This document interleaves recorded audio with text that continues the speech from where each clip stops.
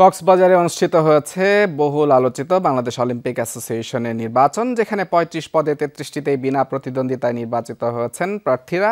৯২ কাউন্সিলরের মধ্যে ভোট দিয়েছেন ৭৬ জন। নবনির্বাচিত মহাসচিব জোবায়দুর রহমান রানা সবাইকে নিয়ে কাজ করতে চান। এর আগে সকালে একই ভেন্যুতে বার্ষিক সাধারণ সভায় পাশ করা হয় গত অর্থ বছরের বাজেট। কিছুটা ভিন্ন আবহাওয়া আনতে ইতিহাসে প্রথমবারের মতো ঢাকার বাইরে কক্সবাজারে সাগর পাড়ে ৫ তারকা হোটেলে আয়োজন করা হয় বাংলাদেশ অলিম্পিক অ্যাসোসিয়েশনের নির্বাচন।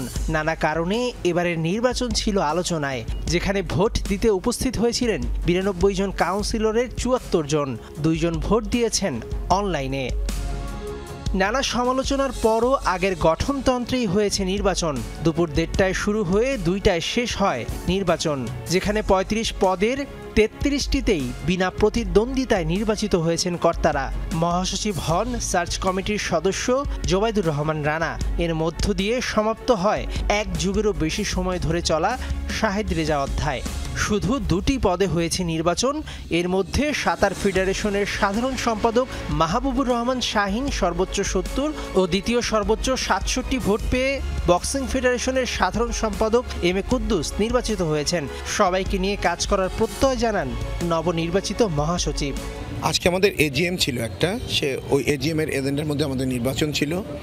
তো এখানে ২০২৪-২৫-এর যে বাজেট ছিল সেটা নিয়ে এবং ২৫-২৬-এর বাজেট নিয়ে এজিএমে প্রোগ্রামে ছিল, পাশাপাশি আমাদের ইলেকশন ছিল।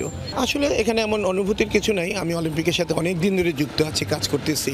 এর আগে সকালে একই ভেন্যুতে হয়েছে বার্ষিক সাধারণ সভা, যার সভাপতিত্ব করেন বিওএ সভাপতি সেনাপ্রধান জেনারেল ওয়াকারুজ্জামান।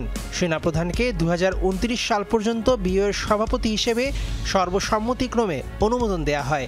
সভায় ২০২৫-২৬ অর্থ বছরের খরচ করা ২৮ কোটি টাকার বাজেট অনুমোদন দেয়া হয়, আর ২০২৪-২৫ অর্থ বছরের অডিট অনুমোদন দেয়া হয়। এছাড়া সভায় স্কোয়াশ র্যাকেটস ফেডারেশনকে অলিম্পিকভুক্ত করার সিদ্ধান্ত গৃহীত হয়।